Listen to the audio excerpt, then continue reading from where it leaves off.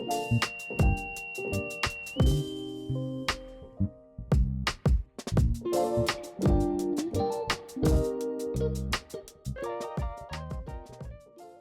Big Five family and friends, welcome back to Pass the Word Podcast. I'm MC2 Ricard. And I'm MCSN Lesher. Today we have a special guest. I'll let him introduce himself. Thank you for joining us, sir. I'm Commander Gaston Hatfield, Chief Engineer, USS Bataan. I joined the Navy in late 90s as an electrician's mate, worked up through Senior Chief Electrician, and then I got my commission, did a couple main propulsion jobs, and then I was chief engineer on LCS for 36 months across 3 different LCSs. Then I was in command at Dynamic, which is another repair facility, much like the dry dock here. And then from there, I came back here, and I've been here for 36 months. Yes, sir. So we brought you down here. We wanted to ask you a couple of questions about the yard period that we're in, and what's your role in that?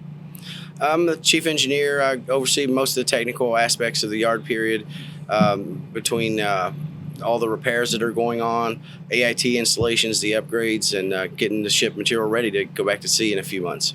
Yes, sir. Awesome.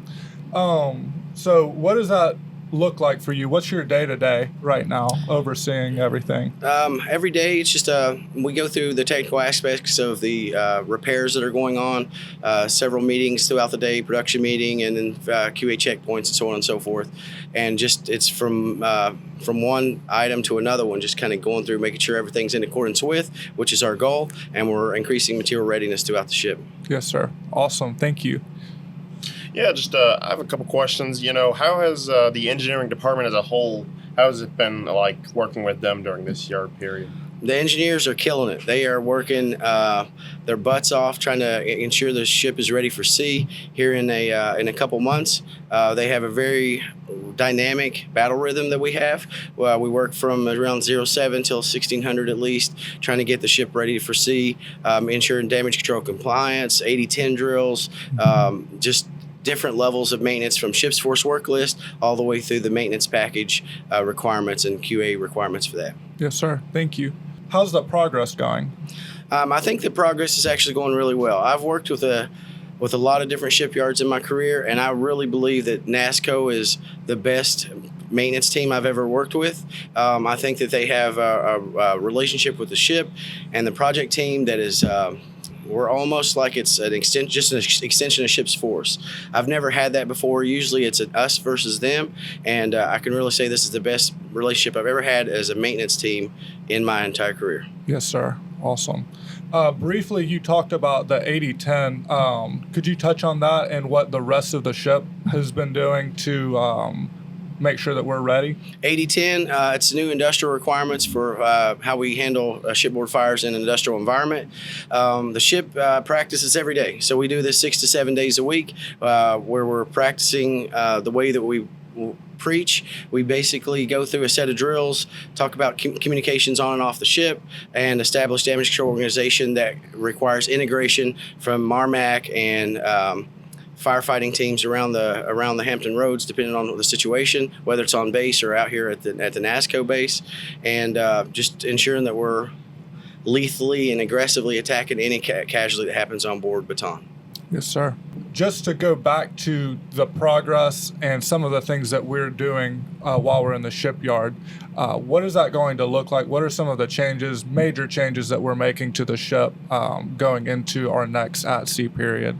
There's a lot of positive AIT upgrades, especially for Combat Systems Suite. That's really good. DC PACS is a way we monitor and actually fight fires at sea, a way of monitoring the entire ship for fire, flooding, and so on and so forth. That's included in the repair locker upgrades. Those are being upgraded to include the DC PACS monitoring system. We're getting 2 5-year boiler inspections to include a rear wall modification, which makes the boiler more sustainable at sea and more efficient. So that's really good for the ship. Most of the equipment in the engineering space is being overhauled. So we should come out of here completely ready to go to sea once we've worked out the kinks, of course, and be more lethal and more sustainable at sea and easier for the sailors to sustain at sea. Yes, sir. So what would you tell junior sailors who might not really understand the yard period, they might not understand the importance of why we're here and what we're doing. What are some words of encouragement or just an explanation as to what we're doing here? So I would say that yard periods are critical in ensuring that we have the highest material readiness on larger projects. So whenever we're at sea between maintenance availabilities, our job is to train and certify and go through the certification cycle. And it seems like we're always busy and always working to try to increase material readiness. And we are on much smaller systems. So we have, this item that it will be degraded, or that item like a fan controller, or just smaller items. But when we pull into a shipyard, it's almost like taking your car to a mechanic and have the engine pulled out and a brand new engine put back in that is higher horsepower or more efficient. And that's basically what we're doing. We're taking this older ship, not too old, but a little older ship, and we're putting a brand new engine in there and some better tactical warfare systems, and we'll go out to sea and be the tip of the spear. Yes, sir. Awesome. All right. Yeah. Lesher? Yeah, it's just a final question for me. Like, what separates the LHD platform in the Bataan from maybe other ships in the Navy from a engineering perspective of things? Steam plant is extremely complicated and hard. There's no easy way to operate the steam plant other than being in accordance with and on the deck plate. The other ships are a little bit more streamlined with it's more like a car engine where you can just push a button and start it up, and it'll just take you to sea just like you would your fishing boat. But on here, it's a much longer process and a lot more systems that integrate together at a systematic level that keeps it, that requires more attention to detail and just a more of a aggressive way at maintaining the material readiness at sea. Yes, sir. Well, thank you very much for your time. Thank you for coming down here. Real quick, I wanted to put out a couple of points to the listeners. We have a couple of MWR events going on. We have paintball. It's division versus division. That is coming up on Friday, March 28th from 13 to 15. It's only $15. Also, we have the Bataan Death March Memorial Walk at Great Dismal Swamp. That's on April 5th. It's a Saturday morning. Make sure that you're there to participate. It starts at 6. There's a 16.6 mile walk run beginning at 07. But that's our namesake, so I would encourage participation there.